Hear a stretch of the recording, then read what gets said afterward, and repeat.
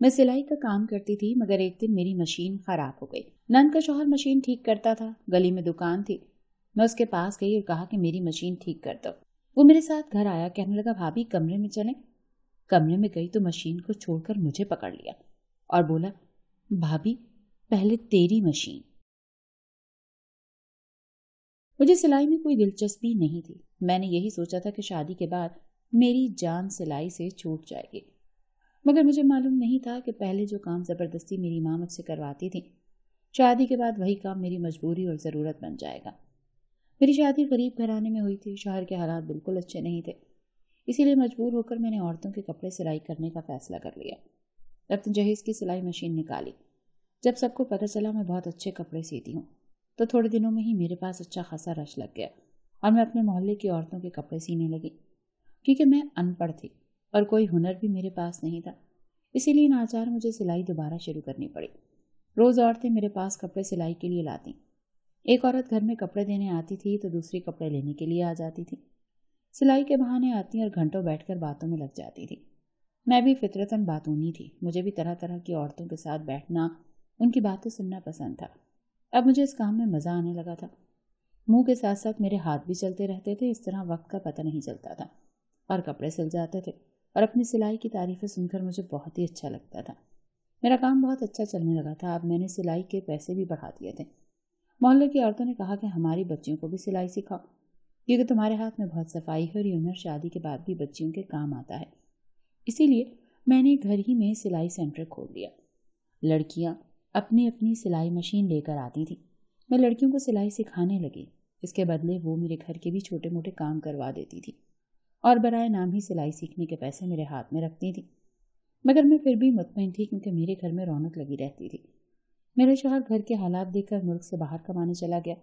اب سارے گھر کی ذمہ داری مجھ پر تھی، اسی لیے سب گھر میں مجھے بہت عزت دیتے تھے، کیونکہ میری وجہ سے گھر کا چولہا چل رہا تھا۔ کیونکہ جب تک میرے شوہر کو سعودیہ میں کوئی اچھا کام نہیں مل جاتا تب تک وہ گھر پیسے نہیں بھیج سکتے تھے۔ کچھ دنوں تک اس کو مشین چلانا سکھاتی رہی اور جب ان کا ہاتھ رواں ہو گیا تو میں انہیں کپڑے سلائی کرنے کے لیے بھی دینے لگی، مگر وہ سب اس کام میں نئی تھی، اسی لیے کپڑا مشین میں پھنسا بیٹھتی تھی۔ کسی کے ہاتھ میں سوئی چپ جاتی تو کوئی مشین کا ٹانکا ہی خراب کر دیتی۔ یوں روز روز ان کی مشین خراب ہونے لگی۔ میری نند کا شوہر سلائی مشینیں ٹھیک کرتا تھا اور قریب ہی اس کی دکان تھی۔ آئے روز میں لڑکیوں کی مشینیں اس کی دکان پر لے جاتی تھی اور بنواتی تھی۔ ایک روز اس نے مجھ سے کہا کہ بھابھی آپ یوں روز روز میری دکان پر مشینیں بنوانے آتی ہیں، لیکن اب جب آپ کی مشین خراب ہو تو مجھے گھر بلا لیجیے گا، میں خود گھر پر آ کر مشینیں ٹھیک کر دیا کروں گا۔ اس کا معنی خیز لہجہ مجھے تھوڑا سا عجیب لگا، مگر میں اس کی بات کو نظر انداز کر گئی، کیونکہ اسے مذاق کرنے کی بھی بہت عادت تھی اور کچھ میں بدھو قسم کی تھی۔ مجھے معلوم نہیں تھا کہ ان باتوں کے پیچھے کیا مطلب چھپا ہوا ہے۔ ایک دن ان میں سے ایک لڑکی کی مشین خراب ہو گئی، مشین میں کپڑا پھنس گیا۔ میں نے اس لڑکی کی مشین خود سے ٹھیک کرنے کی بہت کوشش کی مگر مشین ٹھیک ہی نہ ہوئی۔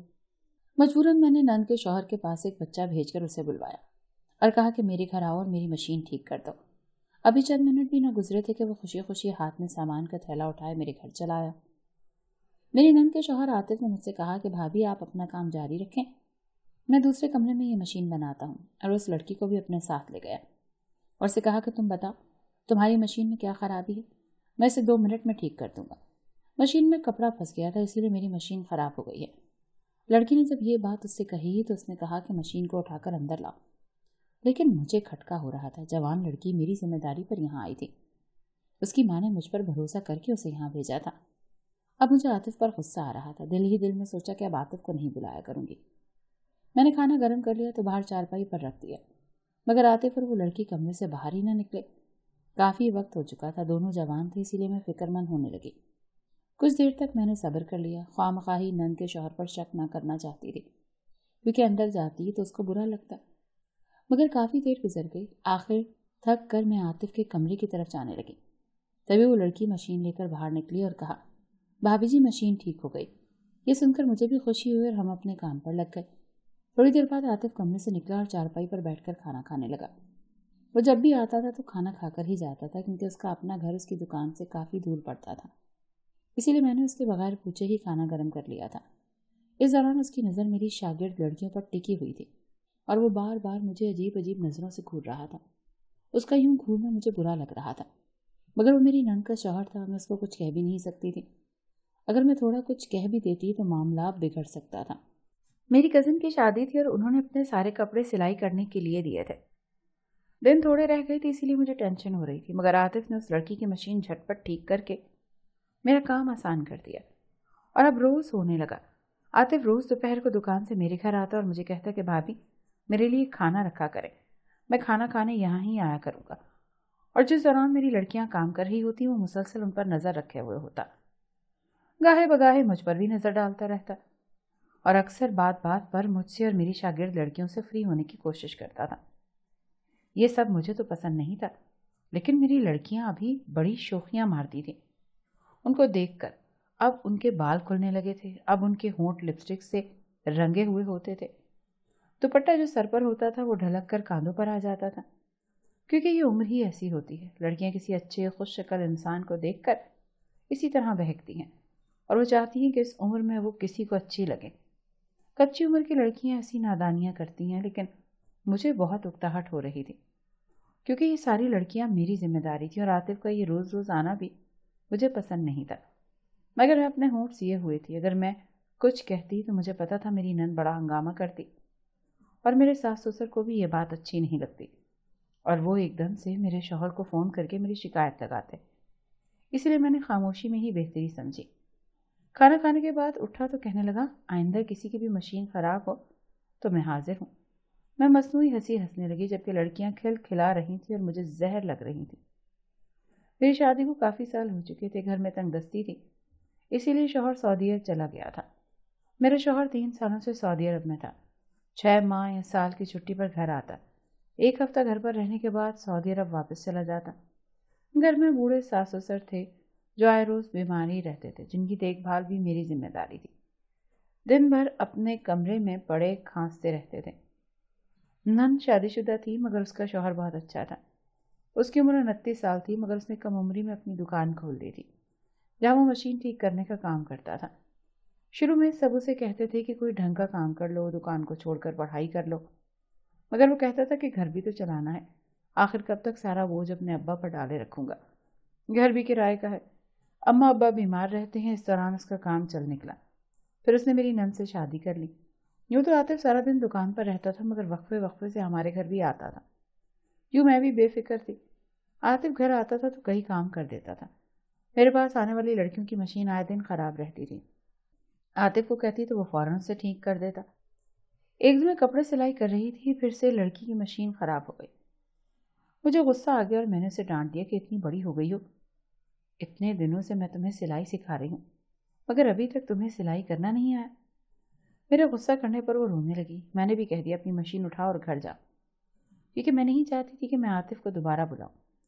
اب تو مجھے لگنے لگا تھا کہ یہ لڑکیاں جان بوجھ کر اپنی مشینیں خراب کرتی ہیں تاکہ عاطف آئے اور اس کے ساتھ باتوں پر لگ جائے اور اسے ادائیں دکھا سکیں۔ مگر اس وقت میرا عاطف گھر آ گیا۔ بولا کیا بات ہے بھابھی، آج بڑے غصے میں لگ رہی ہیں؟ میں بتانے لگی کہ اس لڑکی نے میرا بڑا دماغ کھا لیا ہے، دل کرتا ہے کہ کام سے ہی نکال دوں، جان بوجھ کر مشین خراب کر دیتی ہیں۔ میری بات پر عاطف مسکرانے لگا۔ ارے میں پریشان ہوں اور تم ہنس رہے ہو۔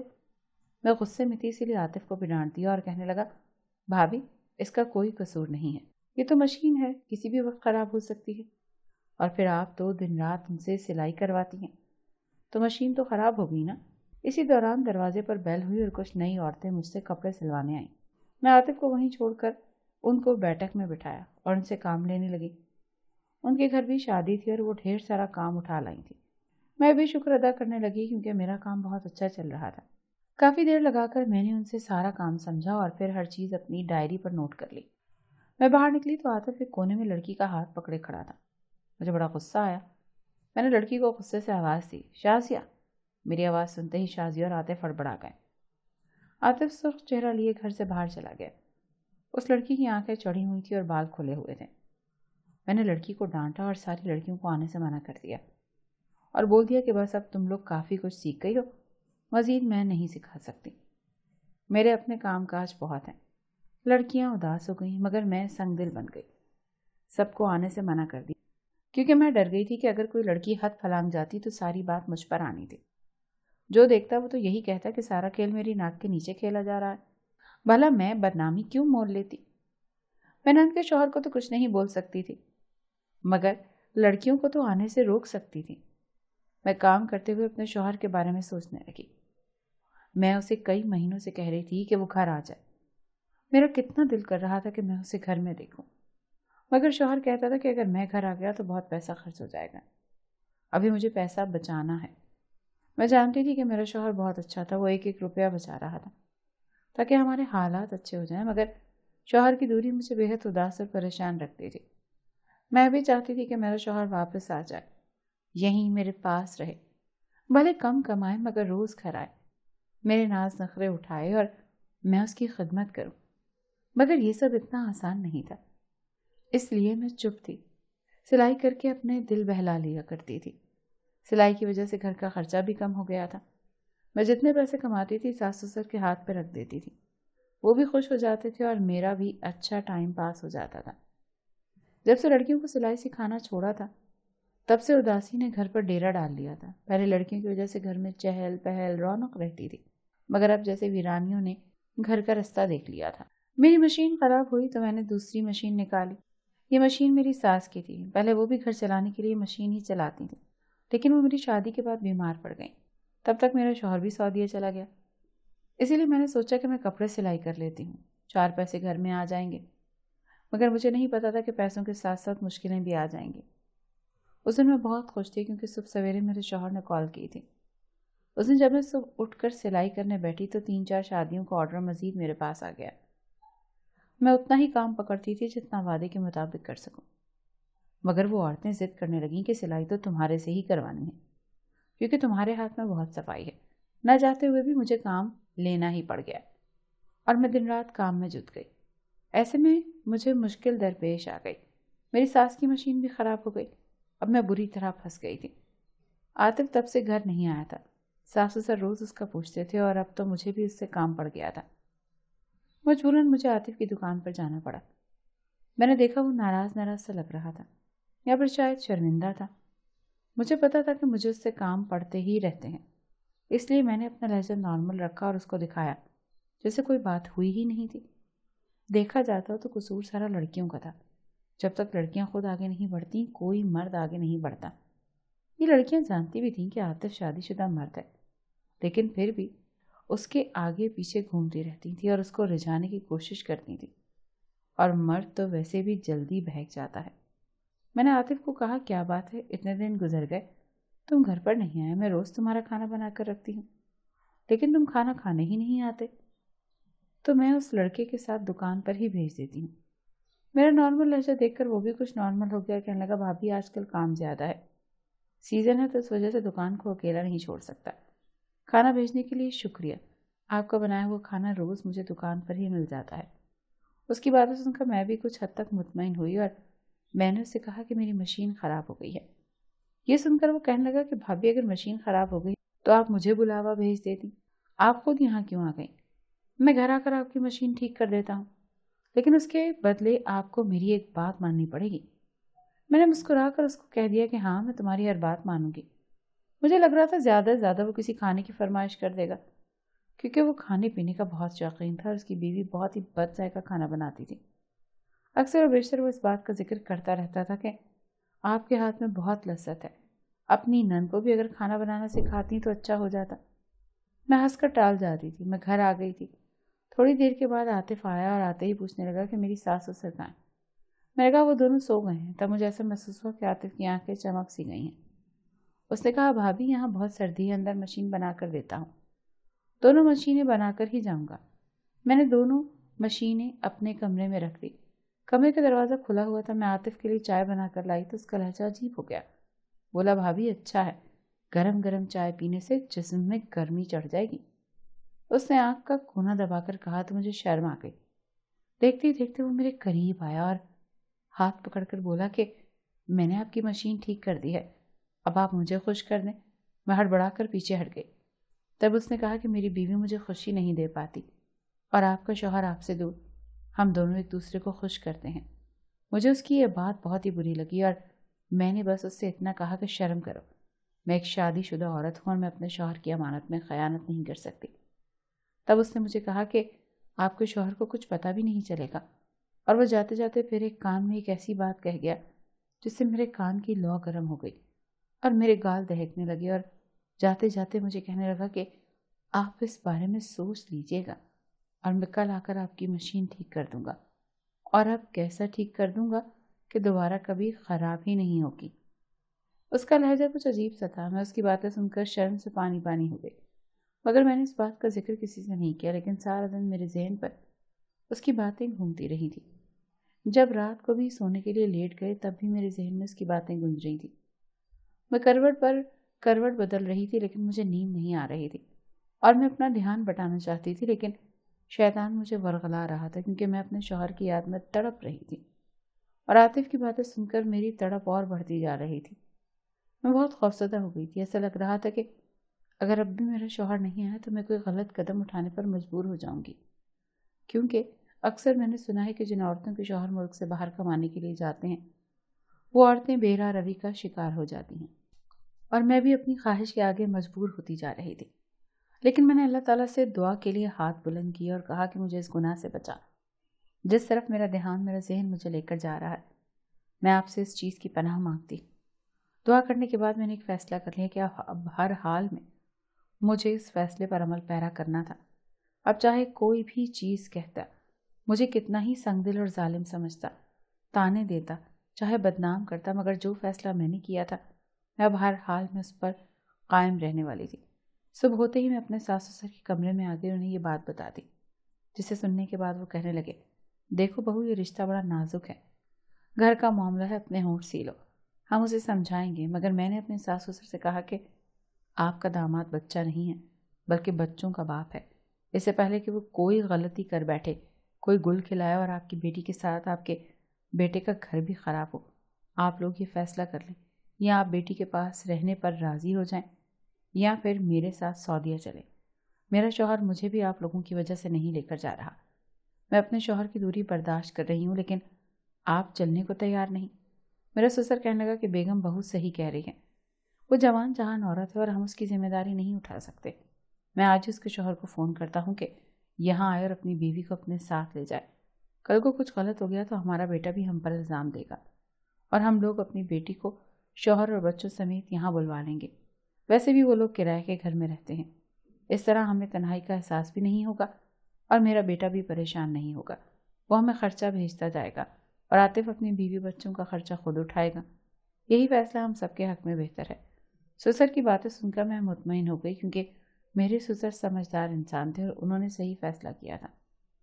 اس بات کا عاطف کو یا میری بیٹی کو کسی کو بھی پتہ نہیں چلنا چاہیے جب تک کہ ہمارا بیٹا خود یہاں نہیں آتا اور اپنی بیوی کے کاغذات بنوا کر اس کو اپنے ساتھ نہیں لے جاتا۔ اب جب بھی عاطف آتا تو میری ساس اور سسر صحن میں آ کر بیٹھ جاتے اور عاطف کو باتوں میں الجھائے رکھتے۔ عاطف گھنٹہ تو گھنٹہ بیٹھتا تھا کہ کسی طرح سے یہ لوگ ادھر ادھر ہو جائیں تو وہ مجھے پریشان کر سکے، لیکن وہ لوگ اب مجھے اکیلا ہی نہیں چھوڑتے تھے، اور میں خوش اور مطمئن تھی کیونکہ مجھے پتا تھا کہ اگر اب عاطف نے مجھے کوئی بھی بات کی تو شاید میں بھی خود پر قابو نہ رکھ پاؤں اور کسی کمزور لمحے کا شکار ہو جاؤں، ساری زندگی پچھتاوے میرا مقدر بن جائیں۔ کچھ ہی دنوں میں میرا شوہر واپس آ گیا اور اس کے ماں باپ نے ہی اس کو اس بات کے لیے راضی کیا۔ تب میرا شوہر بھی مطمئن ہوا کہ اس کی بہن اس کے والدین کا خیال رکھے گی اور بچوں کی وجہ سے ان کا دل بھی بہلا رہے گا۔